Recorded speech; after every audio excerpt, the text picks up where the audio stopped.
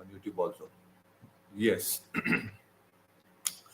Hare Krishna, everyone. Welcome back to the Bhagavad Gita Study Circle. Achyutanji, Hare Krishna. Thank you for joining. So we are in 132nd session of the Bhagavad Gita Study Circle, and we are discussing a very, very important chapter, that is chapter number 12, that is Bhakti Yoga. So this is a very, very special chapter, Bhakti Yoga. We have covered about 12 verses so far, and until now, Krishna has explained the question asked by Arjuna as to what is better, whether worshipping directly is good or is it good to worship the personal form. And Krishna said that worshipping the direct form is very important, and that's the topmost. And also, Krishna said that how in Bhagavad Gita, if at all you want to attain me, the first thing is you try to fix your mind. If you cannot fix your mind, then you can actually follow the regulative principles of bhakti. If you cannot do that, then you can actually work for me, right? And if you cannot work for me, then at least give the results of the work that you are actually doing, so that you offer to Krishna. So in some way or the other, you should actually get connected with Krishna.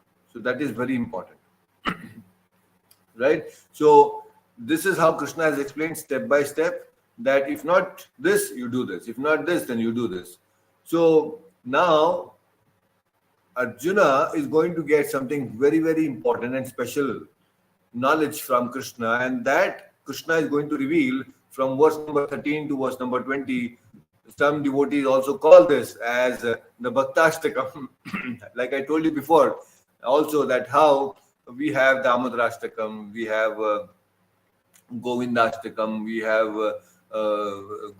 so many Astakams are there. Guru Ashtakam. For the spiritual master and for the Supreme Lord, there are different types of prayers which are in the form of 8 verses, which are very beautifully composed by so many acharyas, right? There is Guru Ashtakam, Govinda Deva Ashtakam, there is Damodar Ashtakam. So there are Ashtakams. But here, what happens in Ashtakams? Ashtakams are basically where the devotees are glorifying the qualities of the Lord. भगवान का जो स्वरूप है, उसके गुणगान करने के लिए भक्त है, वो अपने आत्मा से भगवान को prayers offer करते हैं, or they glorify the Supreme Lord. But here in this Bhagavad Gita, here at this point, Krishna is explaining certain wonderful qualities of the devotees, and he says that such devotees are very, very dear to me. He says that these qualities are very dear to me. So very interesting, and we should know about them, right? So before we actually proceed, let us chant the pranam mantras. It will be displayed on the screen. So kindly join your palms and let's dedicate this session to His Divine Grace, Sri Bhaktivedanta Swami Prabhupada, the founder Acharya of ISKCON and my beloved spiritual master.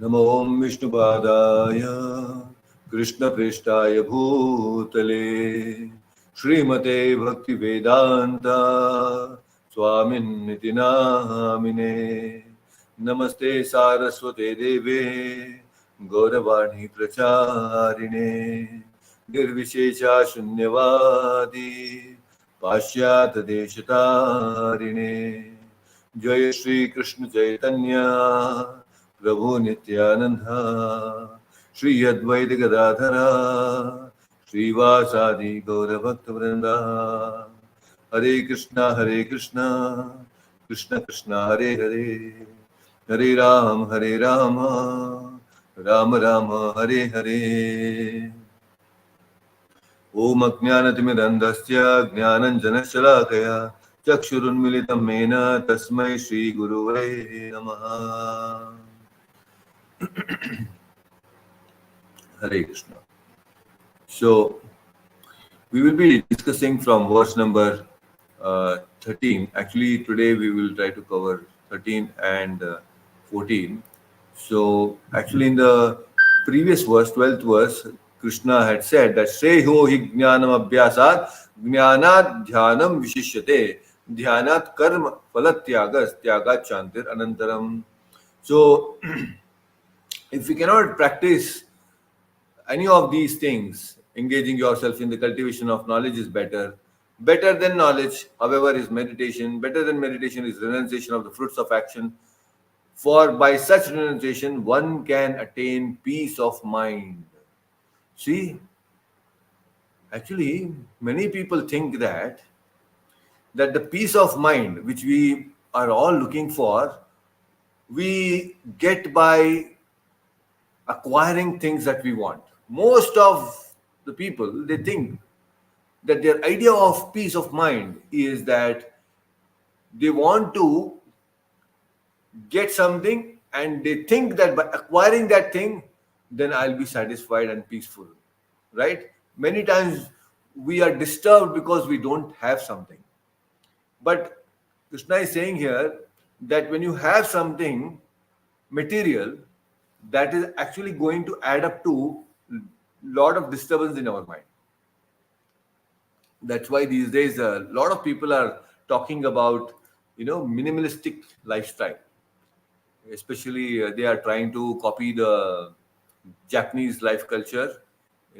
There is a culture where they want to adopt to a very minimalistic lifestyle. Most individuals and people, small families, they don't want to acquire many things. They want to keep everything very minimalistic, and so that the lesser they have, the joyful and happy they are. There is uh, culture. I mean, there is a society in Japan. There is a very nice book called Ikigai. Ikigai. If you get some chance, sometime you can surf online, and there is a book called Ikigai, which talks about a society, a community of people in Japan, where they are very happy. They are considered to be a very happy people in the world. And what is the secret of their happiness? It's very nicely explained in the Ikigai book. So how they adopt a certain lifestyle where they eat very less. For example, they say that always when they eat such an extent that it is only 80% of the belly is actually filled and 20% is empty. You know, so like that, there are many principles they adopt and they live with those principles, and the whole community lives very joyfully, happy with the family, and there are no more anxieties. The idea of peace of mind is by having less, is what they say. But now Krishna is going to the next level and saying that actually renunciation, that's exactly what to the next level means. Renunciation of things that you possess, will actually bring us peace of mind. It's not the accumulation of things will bring peace of mind. It's a big problem. The more you accumulate things, the more you know you get triggered with disturbances. Because just imagine, when if there is no mobile, we don't have mobile, half of our anxiety and tension is reduced. Actually, it is true. When there were no mobiles earlier, it was much peaceful. But today, mind is disturbed because of the mobile phone. And new mobile you get, and that is lost. Something happens to it, it breaks. Lot of distress. You bring something, a new item, a new article at home, some new object in home, a TV or whatever, and some small scratch, and then you're disturbed. Because every small thing that we acquire, it has a potential to give us distress in life. Krishna is saying, whenever you acquire something, after your work, you get result, be detached to that. Renounce something out of that. Because when you renounce that result, automatically the detachment will come. And that way you will be having peace of mind. And that's very essential in today's lifestyle. Many people are not peaceful. And when they are not peaceful with themselves, then they cannot spread happiness across. So we should have that peace of mind before we try to spread happiness to others, right? So Bhagavad Gita actually tells us how to be happy. So Krishna is nicely explaining all these fundamentals, and now he's explaining something very important, and that is the qualities of the devotees. So let's discuss that. Let's chant that. So Vinodji, you can unmute yourself, and let's chant this verse number 13, and 13 and 14 are together. Okay. So verse number 13, let's chant. So Vinodji, you can unmute. Adveshta sarva bhutanam. Advesta sarva bhutanam. Maitrah karuna eva cha. Maitra karuna eva cha. Nirmamo nirahankaraha. Nirmamo nirahankara. Samadukka sukakshami. Samadukha sukha asami. Wonderful. Huh? These all qualities are very important. We'll understand one by one, but let's chant this once again. Advishta sarva bhutanam. Advista sarva bhutanam. Maitraha karuna evacha. Maitra karuna evacha.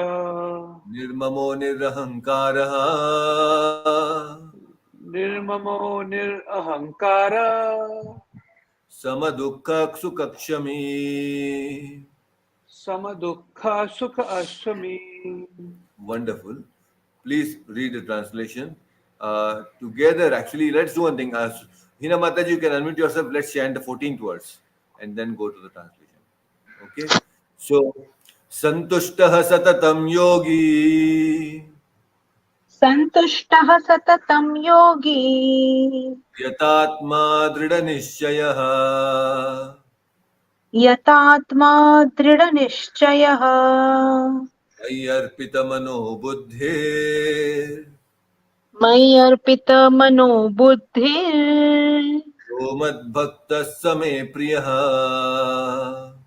यो मद्भक्तः स मे प्रियः Again, Santushtaha Satatam Yogi सन्तुष्टं सततं योगी Yatatma Drida Nishchayaha यतात्मा दृढनिश्चयः Ayarpita Mano Buddhir मयि अर्पितमनो बुद्धिर् Omad Bhakta Same Priyaha. यो मद्भक्तः स मे प्रियः Yes, please read the translation.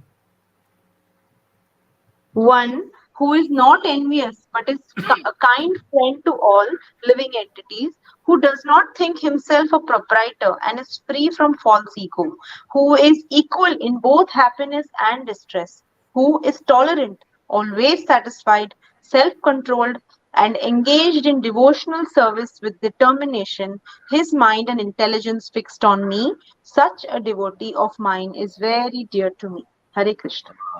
Hare Krishna. So these are some very nice qualities Krishna has explained here, and all of these something very very important for all the devotees, and we should know these qualities and adopt these qualities into our lives. Very important. Why? Because he's saying that if we can have this qualities in our life, such people are very dear to me. Samad Bhakta Priyaha. So we are very very will become dear to Krishna if we can acquire these qualities. So, all put together from verse number 13 to 20th, in these verses, about 8 verses, Krishna is giving approximately, not approximately, it is about 39 qualities of the devotees. He is mentioning about 39 qualities. And in this verse number 13, he is talking about 7 qualities of the devotee. And one of the first quality, just see how beautiful it is. The very first quality Krishna is mentioning is Adveshtaha. Dvesha means what?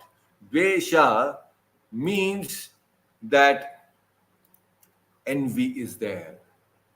Adveshta Sarva Bhutana. Bhutana means living entities, and Sarva Bhutana means all living entities, and Adveshtaha means non-envious. So, generally, we are envious. By nature, somewhere deep within, we have this quality of envy. Why this envy is there? Because when you know that there is someone who is a nishta, nishta means who is very favorably disposed towards you, his nishta is there towards you, you are not envious with them. But if someone is anishta, I mean, who is actually not favorably disposed towards us, then there is every chance that we become envious towards such anishta people. Why? Because when we see them progress, oh, that person is actually not favorably disposed towards me, but then I see that he is progressing, he's advancing, then there is a chance of envy that will sprout out. So Krishna is saying here, Adveshta Sarva Bhutanam. Now, we may not be very envious of the other living entities, but generally we will be we will have envy towards human beings. And in human beings also, we are actually not envious of everyone. Within the family members and all, we are not very envious. Somebody progresses in our family members, we are happy. We are not really so concerned about envy when it comes to family members, right? But when there is envy, the envy comes up when there are, competition between two equals, or there is, when we compare ourselves with equals, then the envy is very spontaneous. See, if somebody is very superior to us, very, very superior to us, we don't become generally envious with them, because most of the time we take them as inspirations, role models. Oh, such a wonderful person, we look up to them because he's superior in so many other ways. They are superior in terms of age, in terms of their abilities. So we take inspiration from them. And somebody who is very not so advanced or do not have much abilities, you are much better than them. You also don't become envious of them because रहने दो, अरे वो तो वहाँ पे, he's doing something छोटा मोटा thing. We don't become envious of them. Envy comes when there is equals.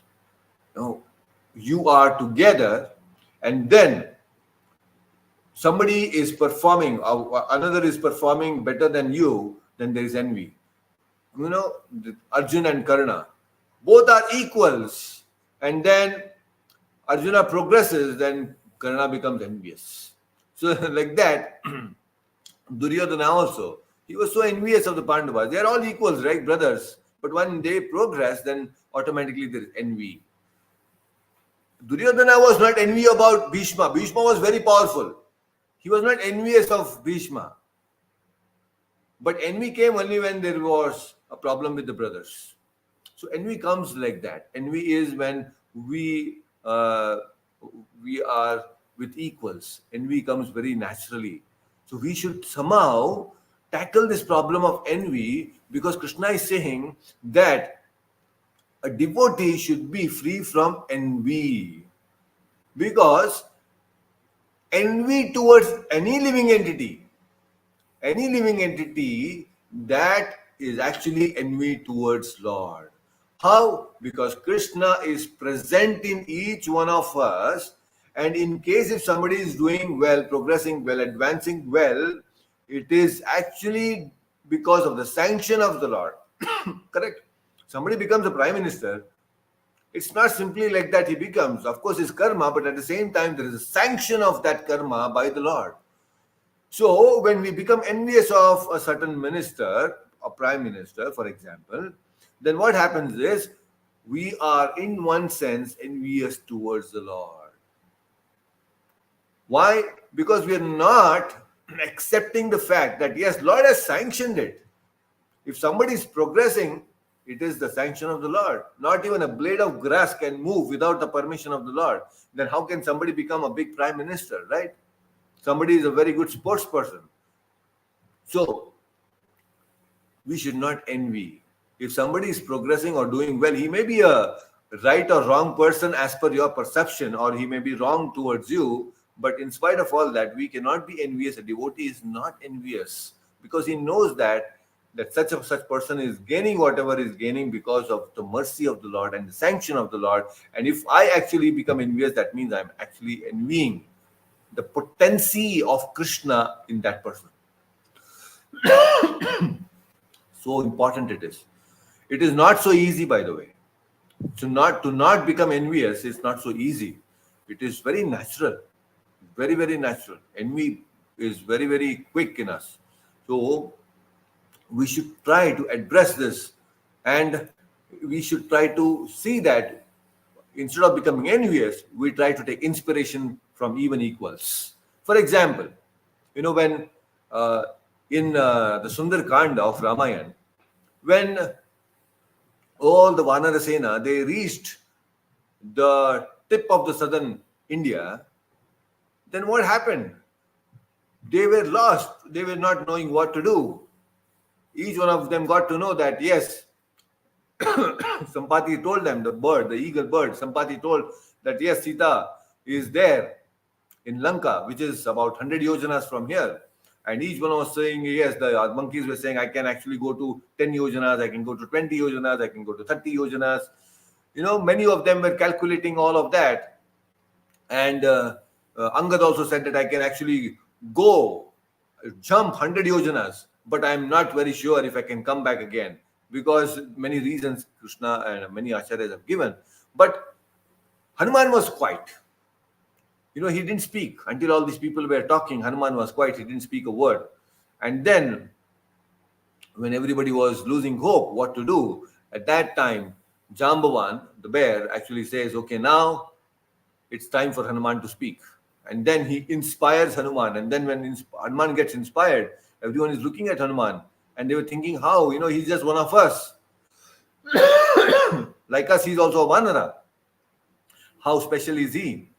But then when Jambavan inspired Hanuman, and then Hanuman takes that huge form, they all were stunned. They never knew that Hanuman could be so powerful. It was all there within him. Hanuman had all this hidden potential, but because there was that, when he was small, he wanted to eat the sun god, and then that curse was there that you'll forget until somebody inspires you, and Jambavan inspires now. And then that Jambavan, when he inspires him, he takes the huge form. The other Vanaras are thinking that, oh my God, she is so powerful. And at that time, they were all not envious of Hanuman. Oh, he's just one of us. And now, he became so powerful. They were not envious. They became very inspired. Yes, there is someone who can actually go and bring Mother Sita. That is the mood of all these Vanaras. Right? So the point is, we should not become envious of people, because envying people means somewhere we are actually envying the Lord. So the very first quality, if we want to progress in Krishna consciousness, is Adveshta.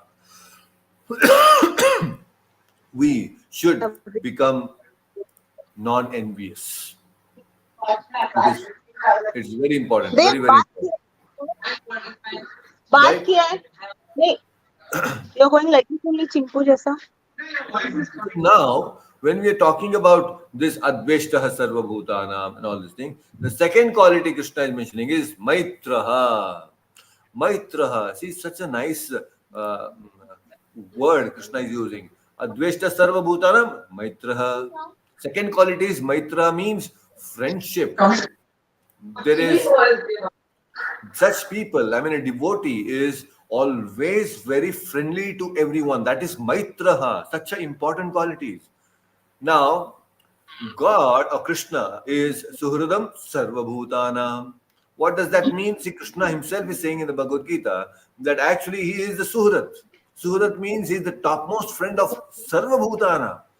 We cannot be friends with everyone, and that's just beyond our capacity. We cannot become friends. We cannot have relationship with every living entity. It's just not possible. But here Krishna is saying that he is Sarvabhutanam Suhrat. He is the best friend of each one of us. And he is such a friend that he has compassion for those who are envious also. Let's see. He is such a wonderful Lord that he is actually a friend and has compassion for those who are even envious. And who are those envious people? We. It's not that somebody else. We ourselves are actually envious of the Lord, and that's why we are here in this material world. We are actually envious, and that's why we are loitering here in this material world, right? So we are envious, and still the Lord is compassionate towards us. The Lord is very, very, very, very compassionate towards us. He is actually not, giving up on us. He's hoping that one day we will actually look up to him and turn towards him and become devotees. A devotee always thinks that if there is a problem, it is because of my karma, which is presented by different people. So he never becomes unfriendly to anyone. Most of the time, what happens if there is someone, you know, if somebody disturbs us, they try to tell us something wrong, they talk about something which is wrong about us to others, we we try to avoid them, right? We don't want to be with them. Why? Because we know that these people are somewhere envious. At the same time, they want to disturb us, and they're talking wrong about us, so we actually avoid such people. And you see, the Lord, he is compassionate to all the people, even to those who are envious. द्वेष है but फिर भी भगवान हम लोगों को चाहते हैं, तो that is very very special. Not that everyone can do that, right? Still but भक्त hearing. जो है, a devotee is one, he Maybe thinks Prabhuji can't hear, that but we can if hear. there is Something a check. problem, if I have a problem, that problem is because it's my own karma, but my own karma is coming because of through these people. Somebody tells me something, somebody talks wrong about me, or whatever it is, that all is happening to me because of my karma. Not that specifically this person told me something, or he did me something to me, or she said something to me. No, these people are just a medium for me to receive my own karma. They are just delivering my karma to me. That is how a devotee looks at it. So when you have this kind of a mindset, a perception, you will not be actually envious towards anyone. You will not be disturbed by anyone. See how paradigm shifting thought it is. You just take the responsibility of your own karma. And this is a very wonderful quality that Lord gets pleased with. In the Srimad Bhagavatam, there are prachetas. There are all the brothers, prachetas. And there was such a wonderful cooperation between all these prachetas, that's looking at this cooperation and the friendly nature between the prachetas, the Lord became so very happy. This is how, when there is cooperation between people, when there is a lot of maitraha between people, then automatically it attracts the attention of the Lord. That is so wonderful. So when there is cooperation in a family, there is cooperation between brothers, sisters, when there is cooperation between communities, when there is cooperation between societies, when there is cooperation between the countries, then automatically that cooperation actually attracts the mercy of the Lord. Cooperation is such a powerful thing. When there is cooperation, a lot of good things can happen. So actually, this attracts the Lord. So Maitraha. So the second quality that Krishna has explained in this verse is Maitraha, that is friendship. So first is Adveshta, be non-envious. Second is, when you become Adveshta, when you become non-envious, the natural thing is Maitraha. You automatically become Maitraha. You become friend to someone. Then the third quality mentioned in this is Karuna. Evacha. Karuna is compassion. So we need to have compassion. Karuna evacha. Now, what is Karuna? Karuna is that I am very, very advanced. I am progressing in my spiritual life. I am very much on my fast track in spiritual life. But a person who is compassionate, he is not self-centered. He thinks that, oh, there are others who are actually suffering. I have to do something for them. So a person who is compassionate, he actually steps outside his comfort zone to help others. That is karuna, that is compassion. And that is why Prabhupada, he was so comfortable in Vrindavan. In a small kutir in Radha Damodar temple, he was very satisfied. Prabhupada was very satisfied. But because of that compassion he had for all the living entities, he steps outside the comforts of Vrindavan, and then he takes the trouble of going to America, that too in a cargo ship with just 40 rupees and hardly few pairs of clothes and the little books. And then he goes and lands up in the most dirty place called the Bowery in America, in New York City. And then he's talking to all the hippies who are so uncultured.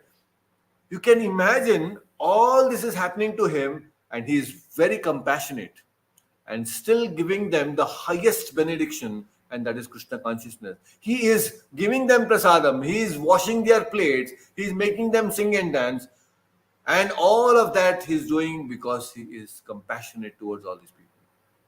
Actually, when we read the biography of Prabhupada, we see such many instances where how magnanimously that Prabhupada has actually was so compassionate to all these living entities who came to him. He was so compassionate. And because of that compassion, this movement is going on and on and on. And today, Prabhupada's compassion is available in the form of his books. So when we read Prabhupada's books, you can see that compassion flowing to us. We all getting attracted to Krishna consciousness because of reading Prabhupada books. So karuna evacha, we should have compassion. So as devotees, we should develop compassion. Some neighbor is suffering from something, try to help them. Materially is one thing. Most other people, there are a lot of NGOs and many other people are very compassionate because they open up some old age homes. There are some schools, hospitals. All that is fine. But at the same time, the real compassion is also showing compassion to the soul, not just this body, right? So compassion to the soul means giving the compassion. Soul means giving them this knowledge of the Bhagavad Gita. By giving and making them understand the Bhagavad Gita, the words of the Bhagavad Gita to them, that is real compassion. That is real karuna, right? So that is the third quality. So adveshta means, very nicely one of the acharyas has explained, Sridhar Swami has explained, adveshta, we are non-envious of the superiors. Anyone who is very superior to us, we are not envious of them. Maitraha means we generally are very friendly towards equals of the same age, people of same age. We are very equal to them. And we are karuna evacha, we should have compassion to all those people who are advancing in their spiritual life, who are lower, at a lower level. So there are people who are superiors, there are equals, and there are juniors. So we have to be compassionate towards the juniors and help them come to the highest platform.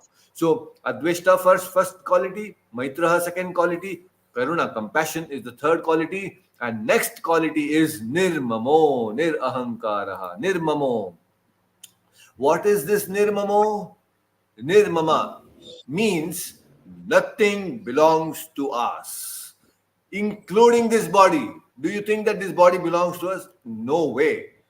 This body doesn't belong to us. We are so attached to this body, but we have not made this body. This body doesn't belong to us. Did we think that, okay, I'll have 2 hands and 2 legs and 2 ears and 2 eyes and 1 nose. I have to have my nails like this. I have to have my eye color like this, my hair color like this. None of these things we decide, because this body is not made up of our thought or our idea. This is given to us. So nirmama means nothing belongs to us. What belongs to us? You know that there is a very beautiful small story. There was a traveler, and that traveler actually is going from one place to another place, and then while he is going from one place to another place, he comes across a small hut, and in that hut there is a old man, and then the old man has nothing in the home, nothing in that hut. A small thatched hut is there, and he's just all alone there. And then this traveler is asking that, you don't have anything with you, you don't have a furniture, you don't have a chair, anything. How do you manage yourself? He says, who are you? I'm a traveler. The old man is asking to this person, no, I'm just a traveler. So the old man also says, I'm also a traveler. So am I. So I'm a traveler. When you, as a traveler, don't carry anything with you, along with you, you actually travel light. So am I. I'm also a traveler, and I carry nothing with me. So this human form is actually a journey. Why do we have to carry so many things? Nirmamo, nothing belongs to us. We are thinking this body is mine, but we are not actually. This body doesn't belong to us. It just came to us.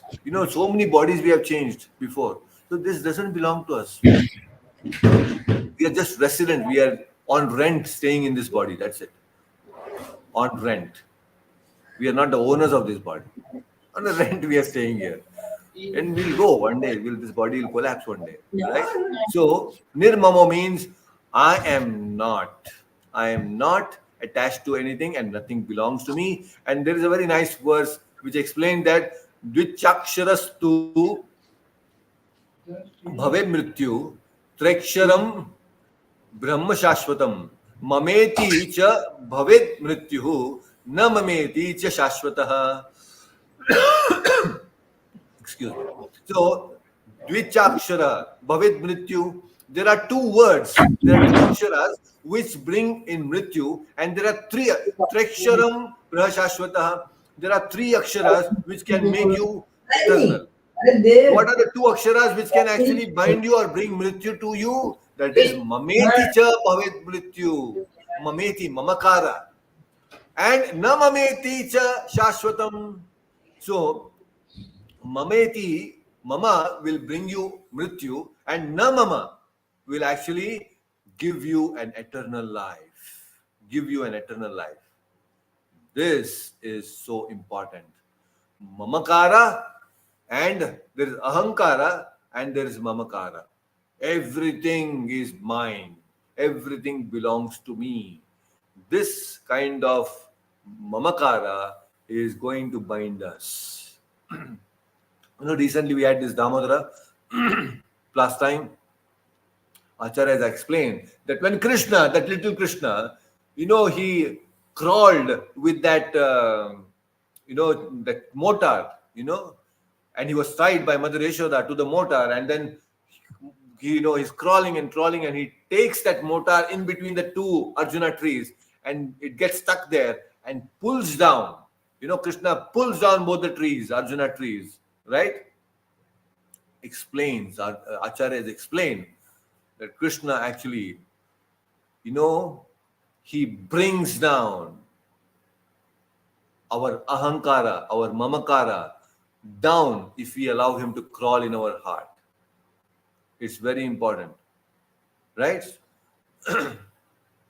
Good. You could join on YouTube. That is fine, Dave. Thank you.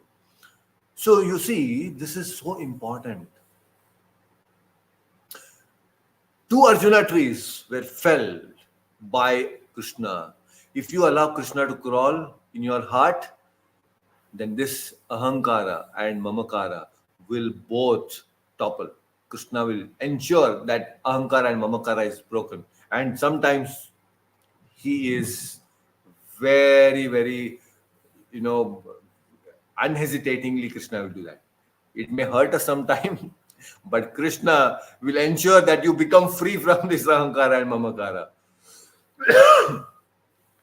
So kind he is actually. And sometimes we may not like it. We may go through some rough phases in life, and Krishna will ensure that we actually become free from ahankara and mamakara. He makes us go through all different situations just so that we are not having this possessiveness about anything material. So that is nirmama. So that is the quality called nirmama. Adveshta sarva bhutana, adveshta maitraha karuna nirmama. And the next is nirahankaraha. Ahankara means that everything belongs to me. Ahankara means that, I am the owner of everything. I am the doer of everything. Nirahankara means that when somebody attains that state of true ego, then becomes free from the false ego, then that person attains the Brahman realization. He becomes free from all these false egos. That is nirahankara. That is very important. But you see, Ravana, what was Ravana? Ravana had completely opposite qualities. He had dvesha, no compassion, and so much of ahankara and mamakara also. He was sitting on the mountain of ahankara. And Hanuman is coming and telling him that, see, I have come as a Ramaduta. And when a Duta comes, he is supposed to give at least a seat to sit. And here, he is so egoistic. Ravana is not even asking Hanuman to come and sit. Hanuman said, okay, you don't give me a seat.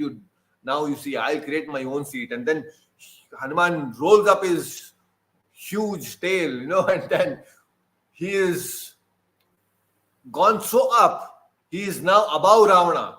Ravana's throne was on top. He was looking at Hanuman like this, down. But Hanuman said, okay, you have so much ahankara, I will go on top of you now. And then when he went on top, then Ravana was looking at Hanuman like this. Excuse me. So this I'm saying because sometimes to break our ahankara, that ego, the devotees and the Lord, they act in certain way to break us. And Hanuman is telling and warning, give up all this ahankara now. And then you will become free, you will be happy. Now you surrender, everything will be all right. But here he said, oh, you are going to tell me what I'm supposed to do. You are a monkey. Now you see that he doesn't know that monkey, before even coming to his court, before even he was brought to the court of Ravana, this monkey has killed his son, Akshay Kumara. He has killed a huge army in Lanka. And still, Ravana did not get the sense that if one monkey can do so much of destruction, what will happen if Rama comes? So, all this will not get into our head because of ahankara. When there is ego, we cannot understand these facts of life. We are covered by illusion. We don't see things as they are. Right? So, this is what happens. Why he was so attached? Because Lanka is mine, Swarnanagari is mine, everything belongs to me. And ultimately, he faced all the problem. Ravana had to face the problem. Right? So, ahankara. Then the next quality here, the sixth quality, samadukka sukha. Excuse me. I have a little cough, so excuse me for that. Samadukka sukha. So many times in our life, we come across happiness and distress. So many times in our life, we come across a lot of unwanted situations. And Krishna has consistently spoken about this being equipoised in situations which are opposite. He's saying that Shitoshna Sukha Dukkha Daha, just tolerate. Agama Payano Nitya Tam Titikshasva Bharataha. So just tolerate whether it is hot, cold, or whatever it is. You just be equipoised in situations like that. So when we come across like this Sukha Dukkha, Sukha and Dukkha, devotee is like this, very simple. His formula is very simple. When Sukha comes, oh, it is Lord's mercy. When Dukkha comes, it is my own karma. So when Sukha is there, we give the credit to the Lord. When Dukkha comes, we give credit to our own karma. You become very peaceful. So a devotee, sometimes gets affected by some disease. It doesn't mean that I am a devotee of Krishna today, I may not get some disease, I may not get paralyzed, I'm not going to get cancer. No, it's all possible. Even after becoming a devotee, we may get affected by the diseases and many other things, but it will not disturb us. Internally, you are detached. A devotee is detached from the body. Ahankara is not there. That mamakara is not there. So that's why when the body gets affected, the devotee is unaffected also. Right? So he is equipoised. Sukha, dukkha, no problem. Lord, I will serve you. That is most important. I am going to do your seva, and that is more important for me. That is sukha, dukkha. And the seventh quality, shami. Sukha, dukkha, shami. Shami means to be forgiving. Forgiving is one of the very important quality of a devotee. A devotee should forgive the minor offenses of others. Very, very important. And forgiving someone who has offended you is even more greater. It is very difficult, but if you can do that, then it is even more greater. The best example is Draupadi. You see, Ashwathama had killed all the Upapandavas, the 5 sons of the Pandavas. 5 Pandava sons were killed by Ashwathama. Mercilessly, their heads were chopped. And then Arjuna took a vow that I'm not going to leave this Ashwathama. She dragged Ashwathama. Literally, he dragged. And then he asked Draupadi, can I kill now Ashwathama? Draupadi is saying, live. She is a Brahmana Putra. He is a Guru Putra. We are not supposed to kill Ashwathama. Just see how compassionate and forgiving Draupadi is. Ashwathama has killed 5 sons. She could have actually become very angry. And she would have told Arjuna, kill him right now. She could have probably taken the sword and, killed and chopped off her. But no, she's saying forgive. This is a devotee. To forgive even those who have offended you is not easy. But if you can do that, if you forgive people, then Krishna is pleased. It's not easy. Forgiving. Sometimes, when people talk so wrong about us, especially behind our backs, it really pierces our heart. And to forgive such a person is so difficult. It's very difficult. Right? Forgiving is important. Why? Because we all are humans, and to err is human. We all commit mistakes. Don't you think that we commit mistake? I commit mistake. You commit mistake. Each one of us, we all commit mistakes in our life.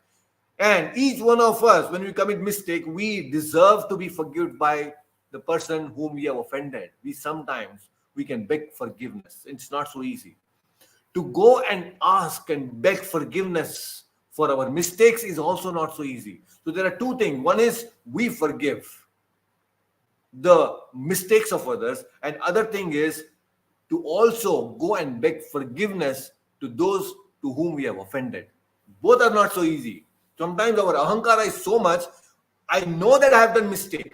I know that I have actually hurt that person, but still I don't want to go and say sorry.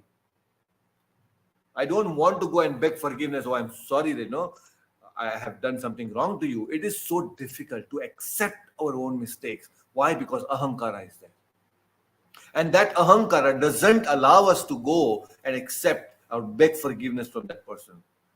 So Krishna doesn't like this. Krishna says you have done mistake, you go and beg forgiveness. When Gandhari, she cursed Krishna, you and all your family members will fight and you'll be destroyed. There is no mistake, any mistake on the part of Krishna. But still Gandhari cursed that all the Edu dynasties will be destroyed. Krishna said, okay, I beg forgiveness for all that has happened. I could have stopped this. She says that, yes, Gandhari says you could have stopped this, but I couldn't stop. I'm sorry. There is no mistake on Krishna. Krishna actually tried stopping, but still, forgiveness is important. Each one of us in a community of devotees, when we are living together, staying together, understanding and growing together in spiritual life, there will be instances where there is a possibility of friction between devotees. But that friction should be sorted out by forgiving. And when you forgive, you feel light. When you forgive or you beg forgiveness for your mistakes, you feel light. It is not so easy. But that will help. That is dharma. And a Brahmana, by nature, is forgiving. Just like Draupadi, she is a Kshatrani, but still she forgave. That is the nature. We should forgive people. It's not easy, but we should do it. And that attracts the attention of Krishna. So this is how forgiveness is such an important quality. And we should, each one of us in our own life, forgive the people many times, day to day in our interaction with people. There is a possibility that someone will hurt us. Forgive them. Just forgive. Pray to the Lord that, he may get some good sense or she may get a good sense, but forgive them. Because when you forgive, you feel light at heart. You know that you have not done wrong. You know that you have followed the path of Dharma. So forgive people. And if you have done anything wrong, then you better go and beg forgiveness from them. When you say that, whether that person forgives or not, but at least when you go and beg forgiveness, your duty is done. You have done your dharma of begging forgiveness. So that way you are very clear. You are not keeping that envy within you. You are not keeping that anguish within you. And sometimes when you don't forgive people, then mind is so tricky that it will create some revenge fantasies. Many people today, because they are not able to forgive, and they start getting into these revengeful activities, and then they want to take revenge, and so many. Just like Ashwathama, is such a foolish person, but still he wants to take revenge on the Pandavas, and he went and killed the Upa-Pandavas, the 5 sons of the Pandavas, right? So we should learn how to forgive. And all these great people, the Vedic heroes and the heroines, these are the people who actually They teach us how to actually forgive. It's not so easy, but better. We learn from them how to forgive. So wonderful it is, right? So this is something very important Krishna has explained. So Adveshtaha, Sarvabhutanam, non-envious, Maitraha, Nirmamo, Nirahankara, Samadukka Kshami. Then the next verse, Krishna has explained very beautifully. He explains about these very interesting qualities. The next quality in the 14th verse is Santushtaha Satatam. Santushtaha Satatam means what? A devotee is always very, very happy and satisfied. Whether in I am today profit or loss, I am always happy. I am santushtaha. There are no things that actually in this world which can bring about distress into me, right? So recently we saw that how there was World Cup match, right? And everyone was so joyous that yes, India is going to win and World Cup will be ours this time. And when India lost, what happened? The whole nation, asantushtaha, everyone was so santushta, but when we lost, everyone was asantushtaha. And to the extent that one person actually, when he committed suicide because India lost, just see, to that extent of killing oneself, committing suicide, it can go to that level. So we should be very careful. We should be very thoughtful about where to be happy and where not to be happy. We all get attracted with these temporary identities. I'm an Indian, I'm a boy, I'm a girl, I'm a man, I'm a woman, I'm such person. All these false identities which we carry, actually these false identities are the one which make us unhappy. I'm an Indian. You're identifying yourself as an Indian, but Atma is not Indian. The body is Indian. And when India loses, you think that now I have lost. Why? Because you're identifying yourself with this country. You're identifying with this nation. And then when the identity comes, and that something happens to that identity, you're asattushtaha. Doesn't mean that we should not protect our country, we should not protect our culture, the knowledge. No, I'm not talking about that. But when you do your activities, you do your duty of protecting all these things, but internally be detached. That is how you will become peaceful. What Krishna is saying to Arjuna, you fight. Fight for the protection of dharma, but don't be attached to the result. So we all need to fight, but don't be attached to the result. So when we are detached from the result, then we are actually very happy. Santushtaha.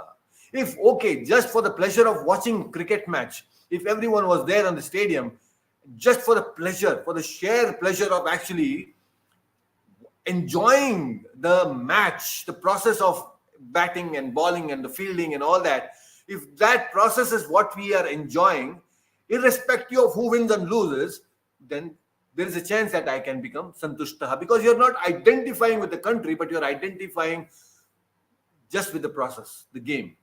Then probably you wouldn't be disturbed so much.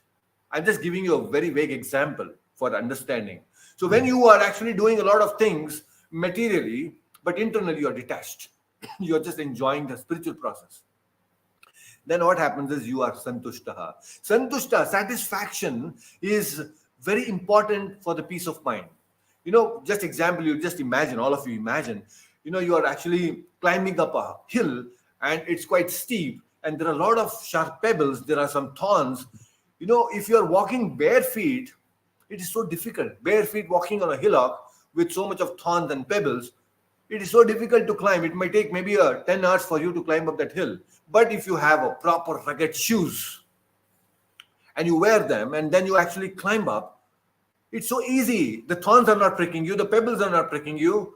It is so easy to climb, isn't it? So in life also, when we want to actually progress in our life, and you have that shoe of satisfaction on your mind, when you wear that shoe of satisfaction over your mind, then you will be able to climb up, move forward in your life very easily. So satisfaction is important. How to be satisfied? Just be satisfied with whatever Krishna has given you. Whatever has come to you on its own accord with the blessings of Krishna, yes, this is what I have got from Krishna. I will accept it and I will move forward. I will not hanker for anything. I will not cry for something that I don't have. Santushtaha. I am satisfied. So wonderful. When you're satisfied, you're happy. So Krishna is saying, oh, Arjuna, this is the quality of a devotee. He is always satisfied. Santushta satatam. He is always satisfied. Not that I'm satisfied today because I got a pizza and burger and tomorrow I got some Karela. I'll be totally disturbed. It's not like that. Isn't it? Devotees sometimes they become asantushta. Oh, today's menu is amazing. And tomorrow you get some Karela and then you are like, oh my God, what is this? Asantushta. You are totally disturbed. So that shouldn't happen. A devotee is not disturbed by these small and petty things. Right? And then he is a yogi, he is santushta, but he is also yogi. What is a yogi? A yogi means apramattaha. Pramattaha means madness. Pramatta means madness. Who is a mad person? A mad person is one who is actually engaged in serving his own senses. Indriya, the 5 indriyas we have, and one who is engaged in serving his indriyas is pramattaha. He's a mad fellow. And that's exactly what we are doing. We are so busy always keeping our senses, active and satisfying them all the time. We are so attracted to the sense objects and we want to satisfy the senses. Krishna is saying he is a pramattaha. And a pramattaha, mad fellow, cannot become a yogi.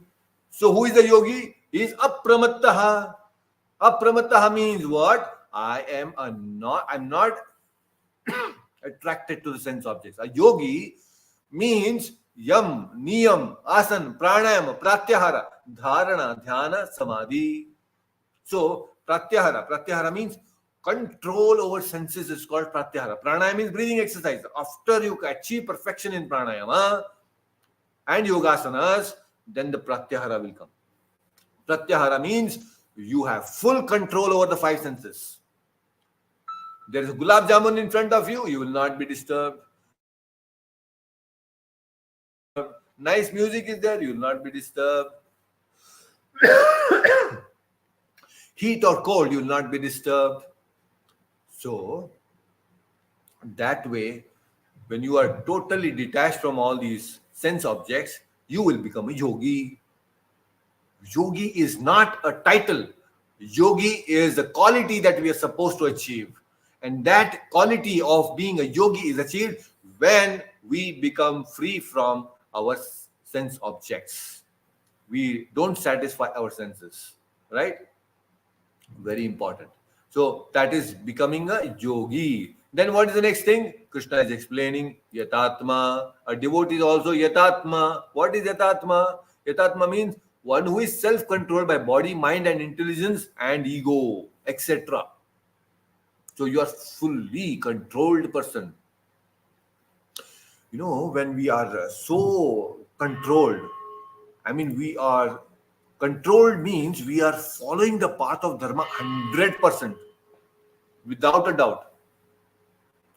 So when you do your actions, you perform any action or you think of something, you know that it is dharma. What a wonderful thing. Today, we are not in that state. We are most of the time confused whether it's right or wrong. Why? Because we have no control over our mind and senses and intelligence. Because there is no control over these things, when we perform action, we are thinking, this is right or this is wrong. We have that confusion. But a person who is self-controlled, he knows that any thought comes to me, it is perfect. It is not wrong. That state of achievement will come automatically. For example, I'll give you this very nice analogy, which I recently heard also. It is very apt here to understand. Dushyant, you know Vishwamitra. We all have heard about Vishwamitra. Vishwamitra was actually a Kshatriya. He was a king. But this king, because he wanted to take revenge on Vashishta, he started doing tapasya. And when he was doing tapasya, Indra sent Menaka, Apsara. And when Apsara Menaka goes there, she, just by the tinkling of her ankle bells, he got so disturbed, totally disturbed. He got so disturbed and he got attracted to Menaka. And because of they uniting both Menaka and Vishwamitra, they gave birth to a child, that is Shakuntala, a daughter. Now Shakuntala was born to Vishwamitra and Menaka. Menaka said, I am Apsara. I did my job and I am going. So she went to the heavenly planets. Vishwamitra said, I have to take revenge of Vishishta. I have to do a lot of tapasya. So he went to the forest. Now who will take care of Shakuntala? A small baby. And the small baby is now given to Brahmana, and that is Kanva Muni. Kanva Muni is there, and now he in the forest, he is taking care of this small little girl, and he is raising her. And she's growing up in the hut, in the small kutir of Kanva Muni in the forest. And then one day, King Dushyanta, who was ruling the world at that time, King Dushyanta, he comes to the forest, and then he actually comes to Kanva Muni's kutir. He was thirsty and he was moving around, and then good hospitality was given to him. And at that time, he actually looks at Shakuntala. Dushyant looks at Shakuntala, and looking at Shakuntala, he gets a desire that she should be mine. She should be mine. Now, you see this. This description is given, and Acharya also explained. She is actually staying with a Brahmana. Now, he's a Kshatriya, there is a Brahmana. At that point of time, Brahmana, Kshatriya, it's very difficult. When a woman is from a Brahmana class and a man is from a Kshatriya class, and if they get married, then there is Varna Sankara. Unwanted population comes. Because a woman is from the higher caste. Though Varna Sankara will happen. So all these combinations we'll discuss sometime later, but this is fact. Of course, today is all Varna Sankara only. The whole population is Varna Sankara, unwanted population. But that time, this was all a big matter. So, actually a Brahmana girl cannot marry a Kshatriya man, because that will bring some unwanted progeny. Right? So, but here, Dushyant is thinking that I should get married to her. She should become mine. Now, he is so confident. He is confident that I have not done anything wrong. He is so dharmishtaha, somewhere deep within, he feels that she should be mine. I'm getting this thought. That means there is some connection that she cannot be a Brahmana girl. If I am attracted to her, that means it cannot be a dharma. See the confidence that Dushyanta has. Why that confidence he has in his own thoughts? Because he is self-controlled, yatatma. He is so self-controlled, he knows that this thought cannot come into me if I have done anything wrong. I am a dharmishta, and as per dharma, she should actually marry me. And then later on, it actually is a fact that she is not a Brahmana girl. She is married to Kaushika, who is actually Vishwamitra, who was a king. He was doing tapasya.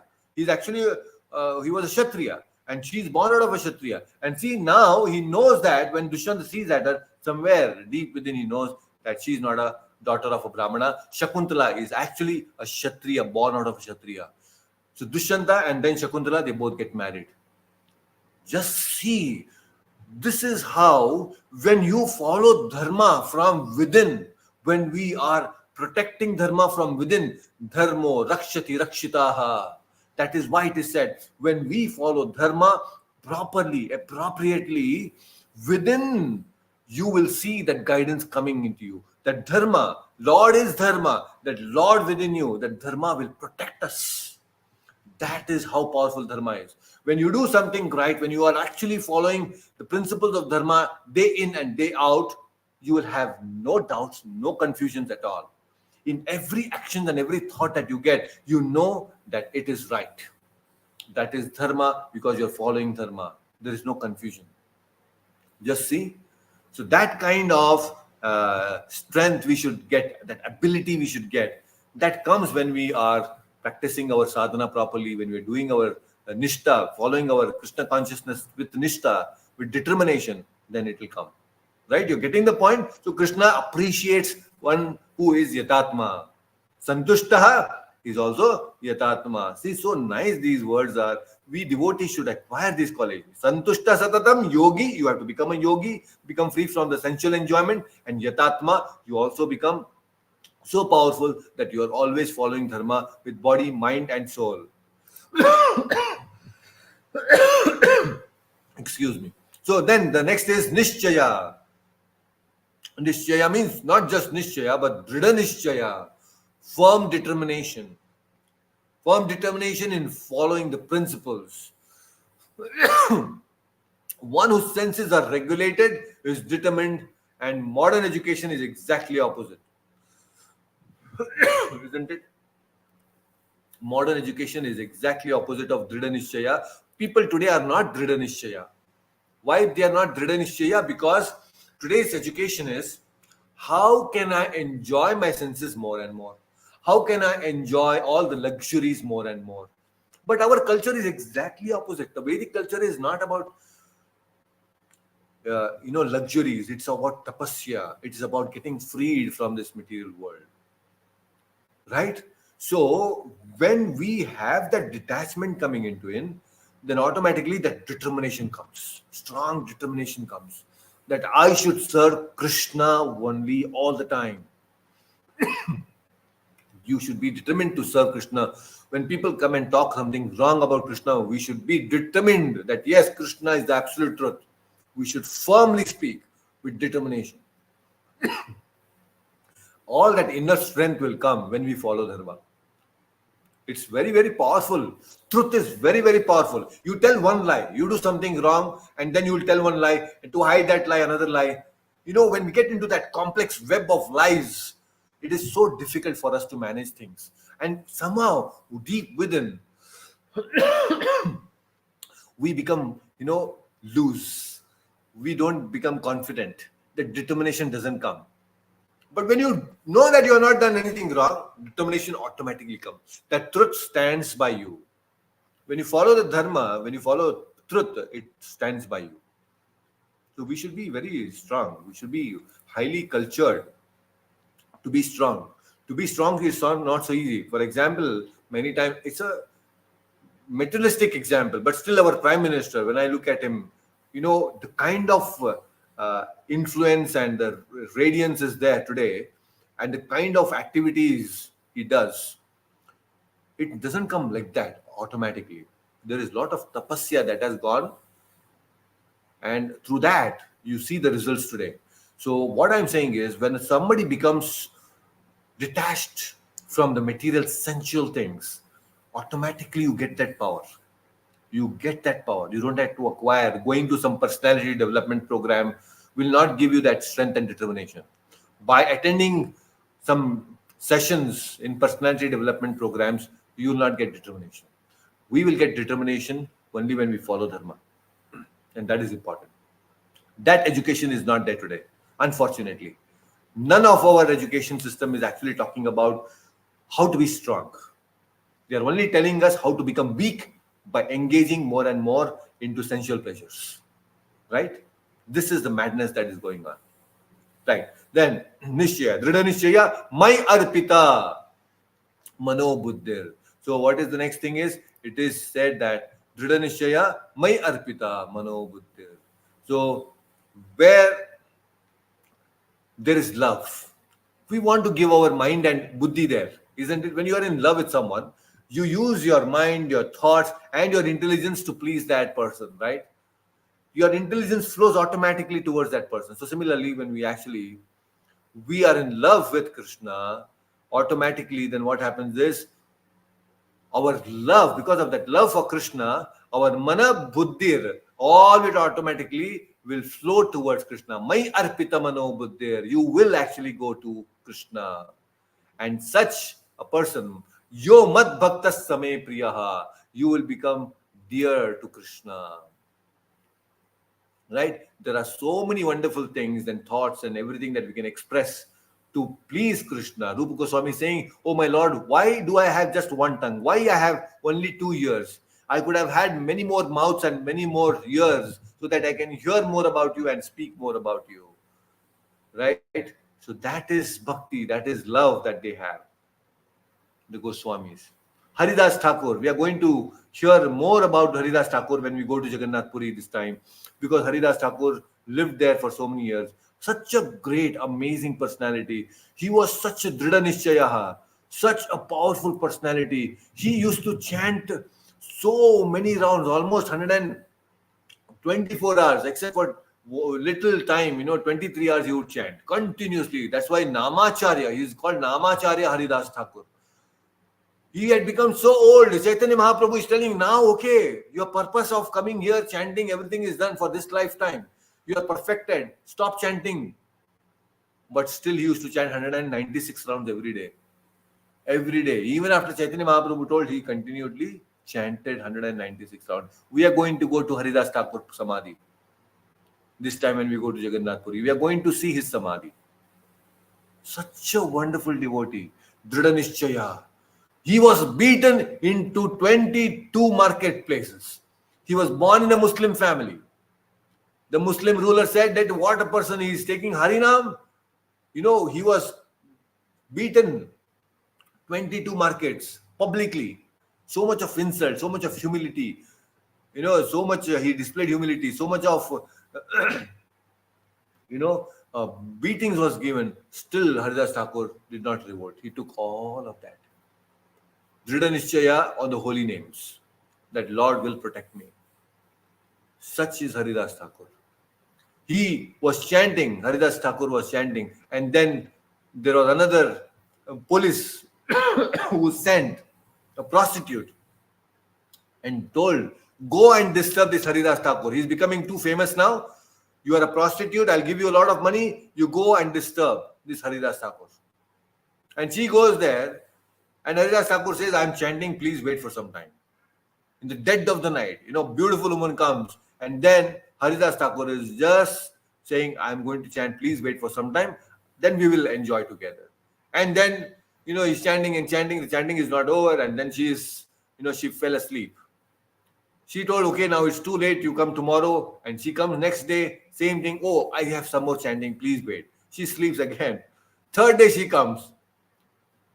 Haridas Thakur is still chanting. After 3 days, 3 nights, she comes and listens to Haridas Thakur's chanting. And the fourth day, when she wakes up, she falls at the feet of Haridas Thakur and says, I'm so sorry. I have done such a great mistake. Please forgive me. Please initiate me into Harinam. And then she get initiated. She's prostitute, Maya Devi herself. She shaved off her head completely. And then she gets initiated into Harinam by Haridas Thakur, and Haridas Thakur says, you please worship Tulsi Maharani and chant Hare Krishna mantra. That's it, and everything will come to you. And she shaved up her head, took a Tulsi pot, she had started chanting Hare Krishna mantra, and whatever possessions she had, she gave up everything. And then she became a devotee. So this is Dridha Nishchaya. So these are certain qualities that Krishna has explained and we should try to acquire. Santushtaha satatam yogi yatatma dridha nishchaya may arpita mano buddhir yomad bhaktas same priyaha. We have to become priya to the Lord. Right? So these are some very nice, wonderful things that we have discussed today. And going forward from verse number 15 to 20th, we will continue in the next session. There are amazing things. The next session will be a little late, maybe a week or so we have to wait because we are traveling. We are going to Jagannath Puri Dham. So in Puri Dham, we are going to discuss many wonderful things, right? So there will be a lot of katha all throughout. We'll try to do as much as possible. By the mercy of the Lord, whatever strength Krishna gives, we will try to speak and hear and glorify the Lord. Okay? So until then, thank you so much for joining today. We will meet again into the next session. Please take care. Hare Krishna.